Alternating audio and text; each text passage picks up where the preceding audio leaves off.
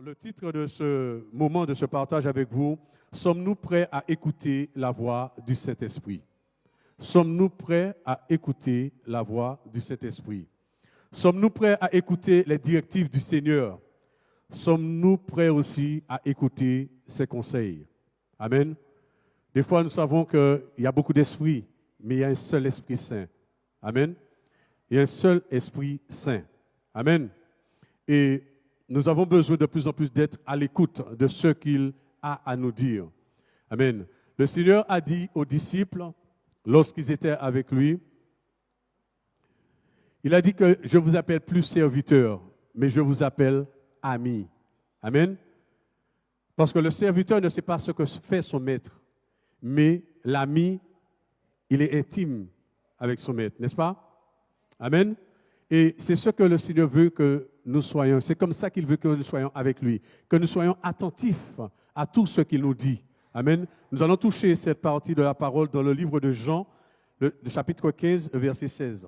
Jean 15, verset 16.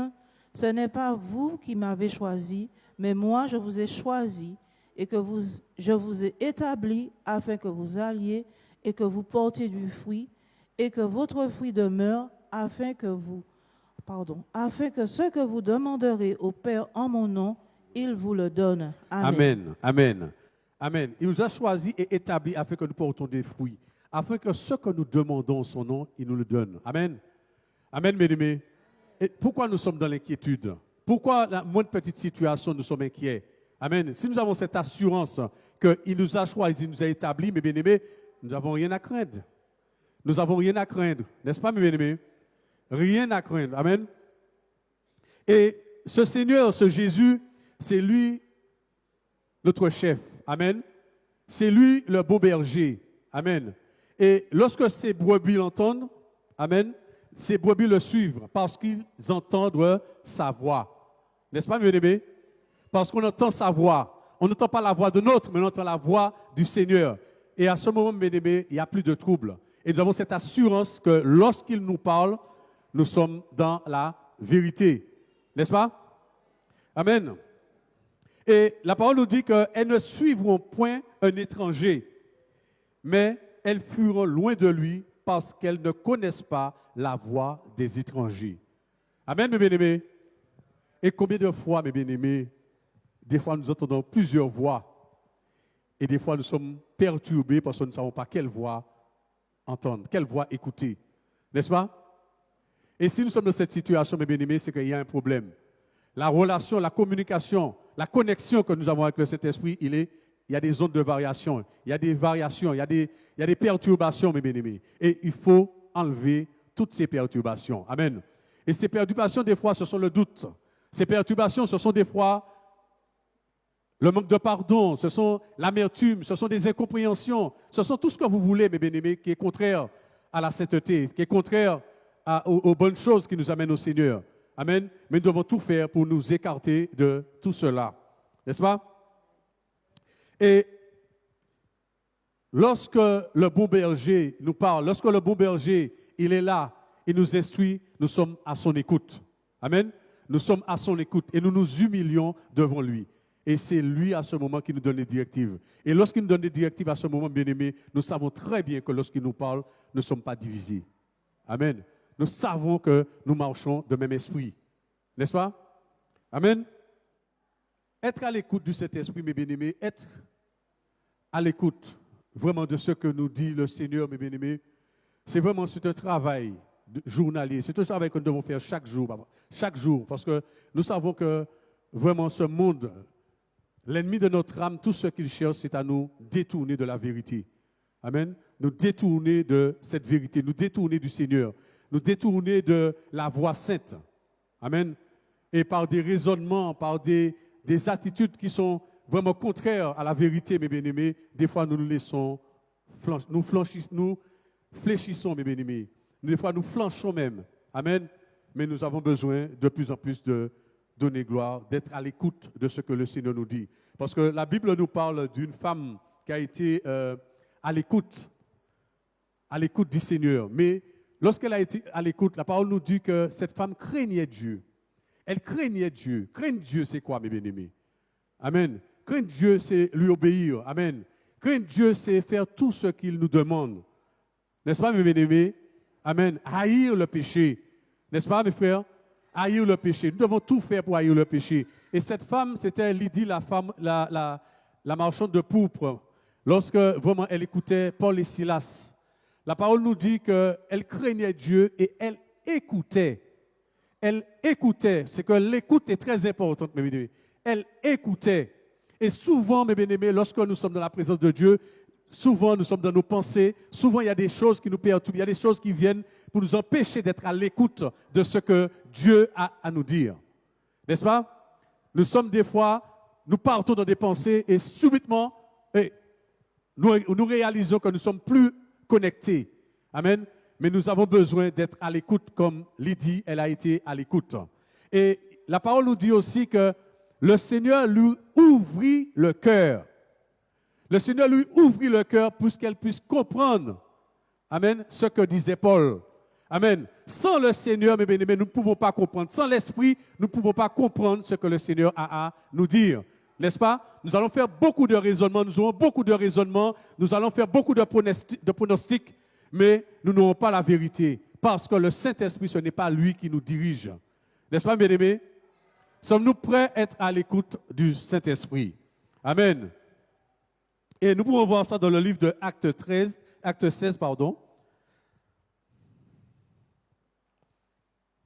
le verset 13 à 15. Acte 16, versets 13 à 15. Le jour du sabbat, nous nous rendîmes hors de la ville, vers une rivière où nous pensions que se trouvait un lieu de prière. Nous nous assîmes et nous parlâmes aux femmes qui étaient réunies. L'une d'elles, nommée Lydie, marchande de pourpre de la ville de Thyatire, était une femme craignant Dieu, et elle écoutait. Le Seigneur lui ouvrit le cœur pour qu'elle fût attentive à ce que disait Paul. Lorsqu'elle eut été baptisée avec sa famille, elle nous fit cette demande. « Si vous me jugez fidèle au Seigneur, entrez dans ma maison et demeurez-y. » Et elle nous pressa par ses instances. Amen. Nous voyons, mes bien-aimés, que par l'écoute de cette femme, par sa crainte qu'elle avait de Dieu, comment le Seigneur lui ouvrit le cœur pour comprendre. Parce que c'est lui qui nous donne l'intelligence, hein, n'est-ce pas, mes bien-aimés? C'est lui aussi qui nous donne la connaissance. N'est-ce pas, mes bien-aimés? Et c'est vrai que la parole de Dieu nous dit que le Seigneur a fait les hommes droits. Mais il y a un problème. Ils ont cherché beaucoup de détours, n'est-ce pas? Amen. Le Seigneur a fait les hommes droits, mais ils ont cherché beaucoup de détours. Vous pouvez trouver ça dans le livre de Ecclésiaste 7, versets 27-29 qu'on ne va pas prendre. Amen. Et aussi dans le livre d'Ecclésiaste, toujours Ecclésiaste, il est écrit que 8, verset 8, l'homme n'est pas maître de son souffle pour pouvoir le retenir. Et il n'y a aucune puissance sur le jour de sa mort. Cela veut dire, mes bien-aimés, que nous ne savons, on va le répéter, et je pense qu'il faudra que ça rentre dans nos cœurs, mes bien-aimés, que nous sachions, mes bien-aimés, que nous ne savons ni le jour ni l'heure. On ne sait pas à quel moment que notre vie s'arrêtera. Amen. On ne sait pas quel jour, mes bien-aimés. Il n'y a pas de jeunes, de vieux. Vous voyez bien aujourd'hui qu'il n'y a pas d'âge. On meurt à tout âge. Amen. Et notre devoir, mes bien-aimés, c'est de faire tout notre effort, tout ce qui nous concerne pour que nous puissions de plus en plus nous être agréables au Seigneur. Amen. Être agréable au Seigneur, faire sa volonté. Arrêter de regarder aux autres, arrêter de regarder à ce que fait l'autre. Amen. Mais de regarder à soi. Et si nous regardons à nous-mêmes, si nous regardons à notre état, si nous regardons notre position par rapport à la parole, comme le frère a si bien dit tout à l'heure, si nous attachons à cette parole, mes bien-aimés, nous irons de perfection en perfection. N'est-ce pas, mes bien-aimés? Nous irons de perfection en perfection. Et à ce moment, nous n'allons pas nous préoccuper des problèmes de notre frère. La seule préoccupation que nous aurons sur les problèmes de nos frères, c'est de l'aider dans la prière, dans le jeûne. Amen. Mais nous n'allons pas le pointer du doigt. Amen. Sachant que nous ne sommes pas meilleurs. Amen. Et c'est ça qui est très important. Et c'est ça aujourd'hui, mes bien-aimés, dans ce temps difficile, dans ces temps où nous voyons que les gens meurent comme des petits pains. Amen. Vous êtes là, vous passez dans votre voiture, peut-être une balle perdue, vous pouvez perdre votre vie. Amen. On ne sait pas, mes bien-aimés, on ne sait rien. Amen. Et lorsque nous voyons ce qui se passe au niveau des infos, comment le monde est troublé, mes bien-aimés, si nous qui sommes chrétiens, nous sommes troublés, D'où viendra la solution? Le Seigneur prendra les pierres, le Seigneur prendra autre chose, mais sa gloire va se manifester. Amen. Ce qu'il a dit, il le fera. N'est-ce pas, mes bien-aimés? Amen. Vous savez que l'homme en général, l'homme naturel, et on peut trouver ça même au niveau spirituel aussi, que des gens qui croient tout connaître. Je sais tout. L'Esprit m'a déjà révélé. Ce n'est pas la peine de me dire, le Saint-Esprit m'a déjà révélé. Montre-moi dans la parole de la Genèse à l'Apocalypse, qui sait que le Seigneur a tout révélé, à part Jésus lui-même. Montre-moi quel homme dans la Bible que le Seigneur a tout révélé. Donnez-moi le verset, donnez-moi le chapitre. Tout de suite, je le dis aux bien-aimés, mes bien-aimés. Aucun homme n'a été parfait. Amen. Il y a des moments où le Seigneur même cachait des choses à ses serviteurs parce qu'il voulait que personne ne vole sa gloire. N'est-ce pas? Et comment aujourd'hui le Seigneur peut te révéler tout? Tu ne peux pas tout savoir. Amen. Des fois, chez toi même, il y a quelque chose qui se passe, le Seigneur te permet de voir les autres, mais tu ne vois pas ce qui se passe chez toi. Parce que lui, il est Dieu. Amen. Et il sait pourquoi il le fait. Amen. Et tout ce qu'il veut, c'est que nous soyons à ses pieds. Que nous puissions dire, rester des hommes simples. Amen. Et dire que Seigneur, non pas ma volonté, mais que ta volonté se fasse. Nous avons besoin, et c'est de là, mes bien-aimés, que le Saint-Esprit va commencer à nous façonner. Le Saint-Esprit va commencer à travailler en nous. Le Saint-Esprit va commencer à nous transformer, mes bien-aimés. Amen. Parce que nous avons reconnu que sans lui, nous ne pouvons rien faire. Et que nous avons besoin de lui parce que nous n'arrivons pas à tout gérer. Nous ne comprenons pas tout. Et nous voyons dans la parole, mes bien-aimés, comment le Seigneur lui-même, il a pris des exemples. Nous allons peut-être voir tout à l'heure dans le livre de Luc, où Jésus lui-même a parlé du prophète Élie. Amen. Il a parlé d'Élisée, il a parlé de la veuve de Sarepta, il a parlé de Naaman, le lépreux. Amen. Voyant que combien de lépreux qu'il y avait en Israël et que le Seigneur, c'est un Syrien qui l'a délivré. Amen. Cela pour nous montrer encore que lui fait ce qu'il veut. Amen. Et il agit comme il veut. Personne ne peut lui donner de directive. N'est-ce pas, bien-aimé? N'est-ce pas? Nous devons simplement chercher à être à son écoute. Amen. Amen. Et c'est vrai que lorsque certaines personnes, vous voyez, ils ont la connaissance, ils peuvent aussi vous dominer, n'est-ce pas? Ils peuvent vous dominer. Si vous n'êtes pas vigilant, on peut vous dominer. Et ces personnes aussi peuvent avoir un esprit d'arrogance. Amen. Un esprit d'arrogance et voilà, se montrer supérieur à vous, être différent de vous. Savoir que, voilà, il connaît. C'est pourquoi, mes bien-aimés, restons simples. Restons simples. Jésus nous a montré l'exemple de la simplicité. Amen. Restons simples. Amen. Si le Seigneur te donne, béni soit l'Éternel. Ce qu'il te donne, garde-le secrètement et laisse-le. Au jour convenable, s'il veut que tu sois éclairé, il le fera. Parce que c'est lui qui élève et qui abaisse qui il veut. Amen. Mais ce n'est pas à toi d'aller te montrer que tu as la connaissance. Ce n'est pas à toi d'aller montrer que tu sais, que tu vois, tu sais déjà l'avenir, tu vois tout. Le Seigneur ne t'a pas tout donné. Le Seigneur a créé son Église, il a créé chaque maillon et chacun reçoit de lui. Amen. Et nous avons besoin les uns des autres. Amen. Et nous devons marcher les uns à côté des autres. Amen. Dans le même esprit. Et si cela ne se fait pas, s'il y a des divisions, s'il y a des actions, nous qui sommes éclairés, prions, prions. Le Seigneur répond toujours. Amen. Il ne va peut-être pas répondre au moment où tu attends, mais il répondra que lorsque lui décidera de répondre. Mais c'est sûr qu'il répondra. N'est-ce pas? Amen. Mais bien aimés, il y a aussi des gens qui ont des convictions fortes. Amen. Des gens qui ont des convictions fortes. Et ces gens-là, à un moment, ils arrivent à ne plus être, à ne plus être à l'écoute de Dieu. Et à ne plus être à l'écoute de ceux qui sont autour de lui. N'est-ce pas? Amen. Ça arrive, mes bien-aimés. Mais là encore, mes bien-aimés, restons dans la paix. Prions le Seigneur. Le Seigneur va répondre. Il va répondre. C'est un Dieu de justice. Il va répondre. Lorsque ses enfants crient jour et nuit, il répond. Amen. C'est pourquoi, mes bien-aimés, ne vous mettez pas en porte-à-faux avec la parole. Ne vous mettez pas en danger spirituellement, mais restez dans la paix.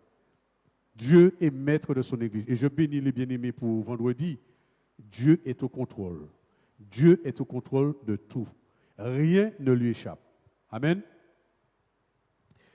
Vous savez, l'homme simple, il croit tout ce qu'on lui dit. Amen. L'homme simple croit tout ce qu'il lui dit. Tout ce qu'on lui dit, il croit. Et là, il faut faire très attention. Comme le frère disait tout à l'heure, mes bien-aimés, il faut avoir le discernement. Mais le discernement, c'est quoi? C'est être prudent. Amen. Il faut être prudent. Un chrétien est appelé à être prudent. N'est-ce pas? Proverbe 14, verset 15. Proverbe 14, verset 15. L'ignorant croit tout ce qu'on lui dit. L'homme prudent regarde où il met les pieds. Le sage a peur du mal et il s'en détourne. Mais le sot agit trop vite parce qu'il est trop sûr de lui. Amen. Qui se met facilement en colère fait des bêtises. Celui qui intrigue ou celui qui est plein de malice, celui qui est subtil, attire la haine. La part des ignorants, c'est la bêtise. L'honneur des gens avisés, c'est le savoir. Amen, mes bien-aimés. Je crois que c'est clair, n'est-ce pas? C'est clair. Le sage a peur du mal et s'en détourne, mais le sot, il agit trop vite parce qu'il est trop sûr de lui. Amen.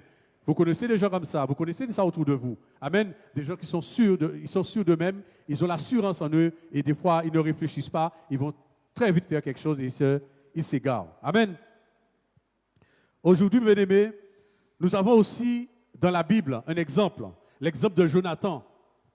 Amen. Vous vous rappelez de Jonathan, lorsque son père avait fait un serment pour dire au peuple que personne ne mangera rien jusqu'au coucher de soleil, jusqu'à ce qu'il ait vaincu ses ennemis. Mais Jonathan lui-même ne savait pas. Amen. Jonathan ne savait pas. Lui, qu'est-ce qu'il a fait? Il a mis son bâton, il a goûté, il a mangé, il a bu du miel. Et ça l'a fortifié. Et ça lui a valu. Vous ne connaissez pas? Vous ne savez pas? Vous savez, mes bien-aimés? Amen. Il a failli de perdre sa vie. Amen. Il a failli de perdre sa vie. Et nous allons le prendre dans la parole, mes bien-aimés. Nous allons prendre de la parole dans le livre de 1 Samuel, le chapitre 14. Je n'ai pas tout pris, hein.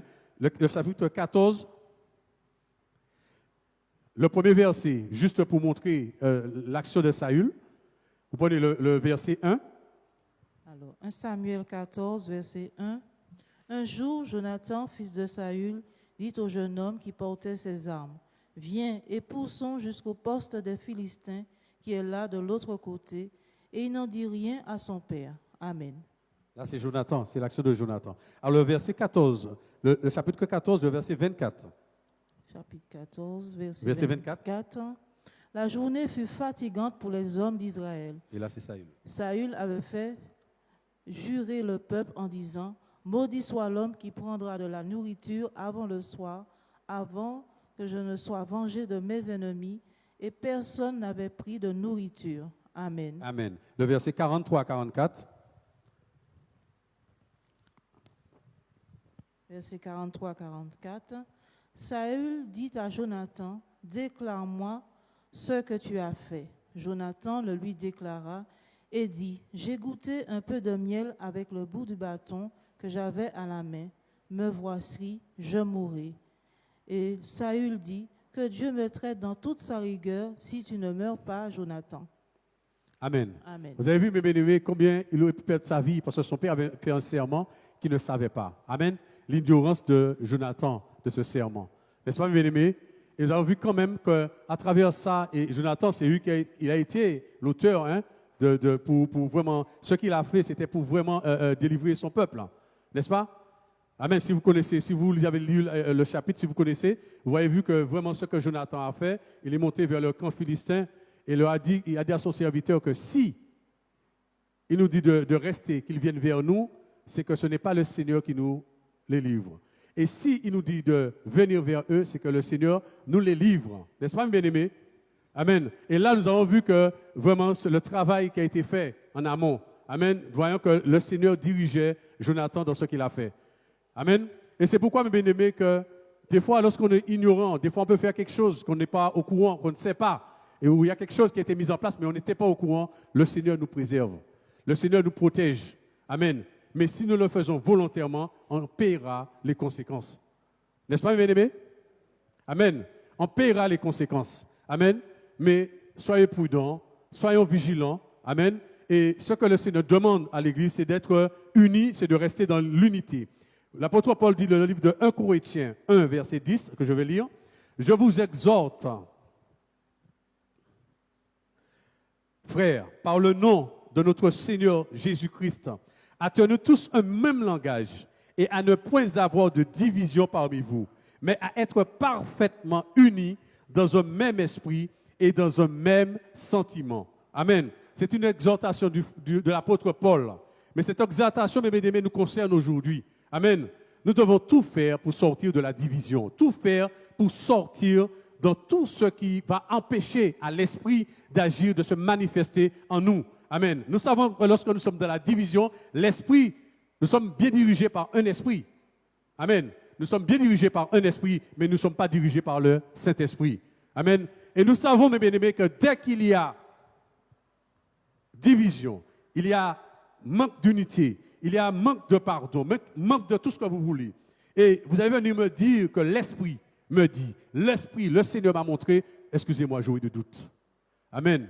Parce que vous avez ce de l'ennemi, vous avez une partie de l'ennemi en vous. Amen. Vous avez une partie de l'ennemi en vous et le Saint-Esprit ne peut pas travailler avec vous. C'est clair, mes bien-aimés. Que moi, que vous, que quel que soit, pasteur, quel que soit. Amen. Du moment que vous avez ce qui appartient à l'ennemi, le Saint-Esprit ne peut pas avoir vraiment la place qu'il doit avoir dans vos vies. Amen. Et si nous voulons être à l'écoute du Saint-Esprit, faisons tout ce que nous pouvons pour sortir du péché.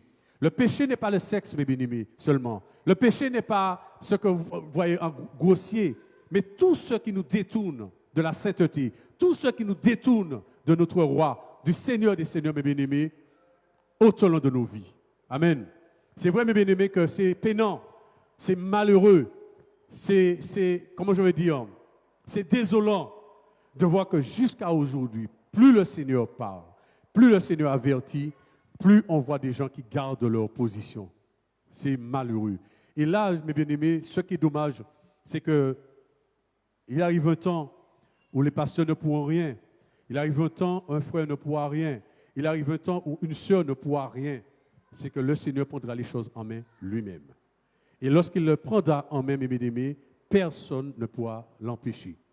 Amen. Pendant qu'il est encore temps, mes bien-aimés, faisons tout pour libérer les opprimés, libérer ceux que nous retenons. Amen.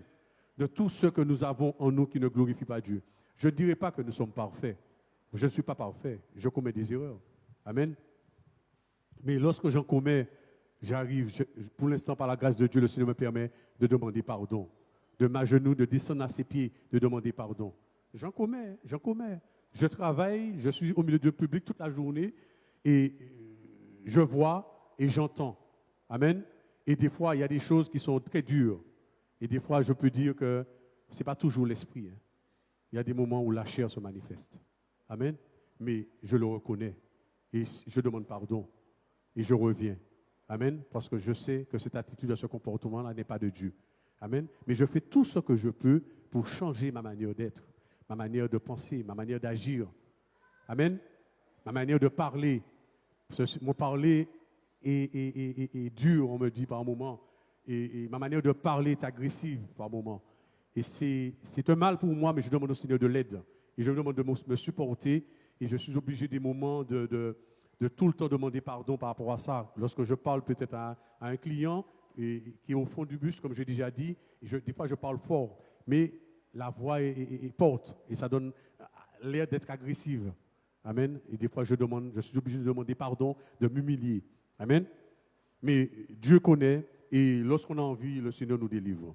Et je crois que lui-même, il le fera. Vous savez, le Seigneur, lui, il était parfait. Jésus, lorsqu'il est venu vers nous, Jésus était parfait. Mais aussi, nous savons que Satan, le diable, ne l'a pas ménagé.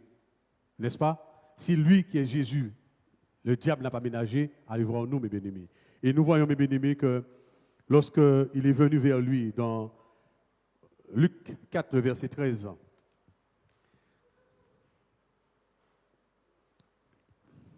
c'est après avoir tenté, essayé de détourner Jésus 3 fois. Après, il a vu qu'il n'a pas pu vraiment le déstabiliser. À ce moment, il s'est retiré. Mais il y a une parole qui est importante. Lisez-le, moi, ma soeur. Après l'avoir tenté de toutes ses manières, le diable s'éloigna de lui jusqu'à un moment favorable. Voilà, bien aimé. Amen. Jusqu'à un moment favorable. Amen. Est-ce qu'il a changé? Est-ce qu'il a changé? C'est pourquoi, mes bien-aimés, il faut que nous soyons vigilants. Il faut que nous soyons prudents parce que lui, il veille. Il ne viendra jamais vers toi lorsque tu es fort. Amen. C'est surtout lorsque tu as une petite faiblesse, tu as une petite baisse qui va venir, il va venir t'attaquer. Amen. Mais il est là, il rôde, attendant le moment favorable. Et nous savons qu'il a dit, Jésus, j'ai pris l'exemple, j'ai imagé un peu, mes bien-aimés, j'ai pris une équipe de football. Lorsque vous voyez une équipe de football, vous avez un adversaire. Vous avez vu, avant que ces équipes puissent se joindre sur le terrain, puissent s'affronter sur le terrain, vous avez des superviseurs. Vous avez des gens qui regardent les forces et les faiblesses de chaque équipe. Amen. Et qui cherchent la faille. Amen. Et lorsque vous avez une équipe qui a de gros défenseurs, et pas défenseurs, des attaquants qui sont puissants, des attaquants qui sont forts, vous préparez une défense. Amen. Vous préparez une bonne défense pour que ces attaquants ne puissent pas passer, n'est-ce pas? Vous n'allez pas mettre en arrière un défenseur qui ne fait pas le poids, n'est-ce pas? Amen. Vous mettez vos meilleurs défenseurs. Et c'est pourquoi, mes bien-aimés, lorsqu'une équipe est unie en défense, lorsque le défenseur droit, l'arrière gauche et l'arrière central, ils sont vraiment unis, vous avez vu que les attaquants ont des difficultés à passer. Et le gardien, lui, à ce moment, ne prend pas très peu de buts. N'est-ce pas? C'est pareil pour nous, mes bien-aimés. Lorsque le Seigneur nous demande d'être unis. Et lorsque nous sommes unis, lorsque nous sommes l'un à côté de l'autre, mes bien-aimés, l'ennemi ne trouve pas de faille. Amen. Il ne trouve pas de faille, il ne trouve pas d'endroit pour passer.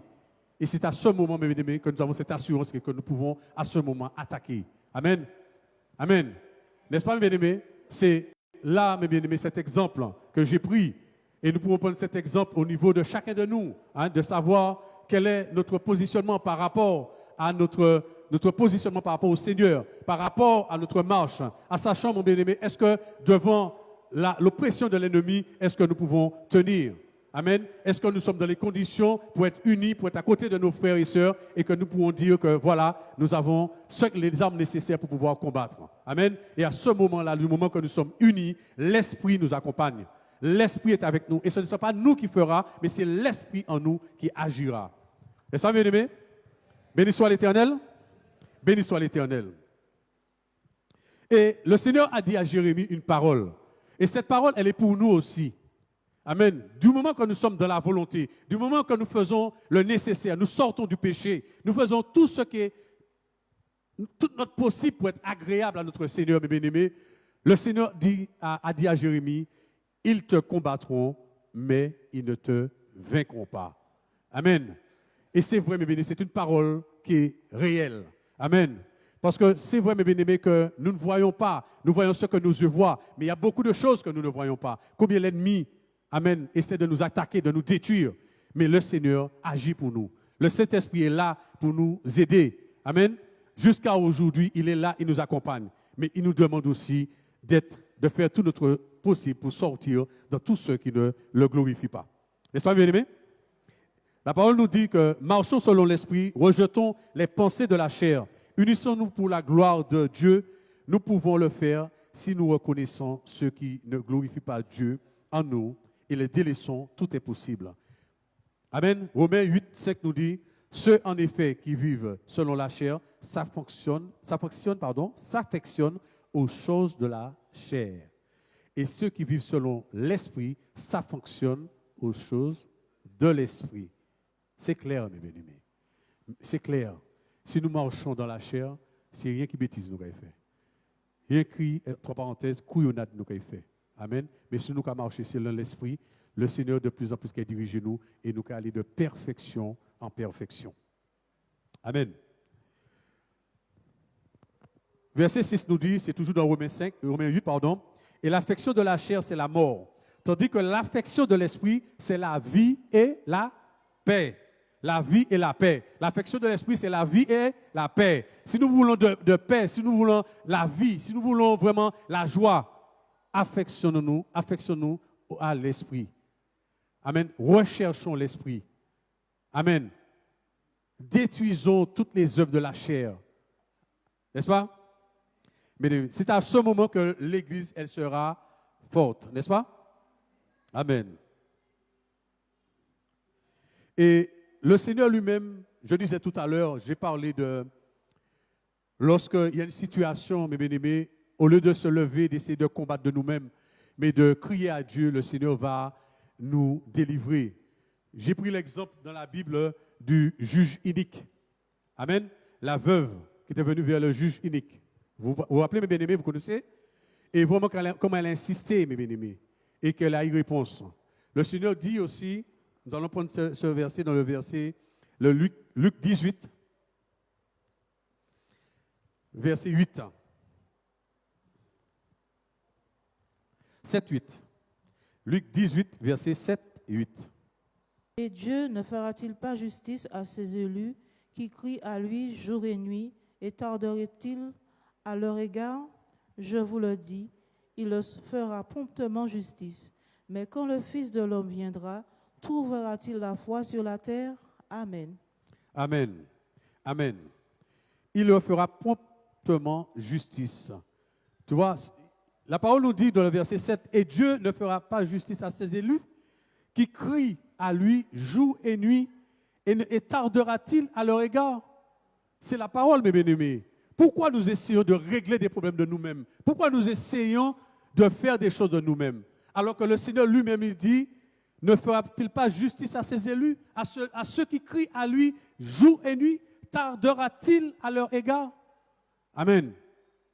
La parole n'a pas changé, mes bien-aimés. Amen. Le Seigneur n'a pas changé, n'est-ce pas? Amen. Prions les uns pour les autres. Aimons-nous les uns les autres. Si nous n'arrivons pas, mes bien-aimés, demandons de l'aide. Demandons au Seigneur d'envoyer de l'aide pour nous. Amen. Nous savons que, vous voyez, il y a des semences qui sont lâchées. Il y a des semences qui sont lâchées. Amen. Pour que de plus en plus que les chrétiens puissent se refroidir. Amen. Mais le Seigneur nous dit aussi que, Matthieu 24, verset 6, Vous entendrez parler de guerre et de bruit de guerre. Gardez-vous d'être troublés, car il faut que ces choses arrivent. Mais ce ne sera pas encore la fin. Amen. Amen. Vous entendez des bruits de guerre, c'est ce qu'on entend. Il y a beaucoup de choses qu'on voit, il y a beaucoup de choses qu'on entend, il y a beaucoup de troubles, etc. Mais le Seigneur dit, gardez-vous d'être troublés. N'est-ce pas, mes bien-aimés? Gardez-vous d'être troublés. Amen. Cela veut dire qu'on peut être troublé. Amen. On peut être troublé. Gardez-vous d'être troublés. Mais il y a quelque chose dans le verset 12 que je vais lire. Il est dit, et parce que l'iniquité sera accrue, la charité du plus grand nombre se refroidira. C'est vrai, mes bien-aimés.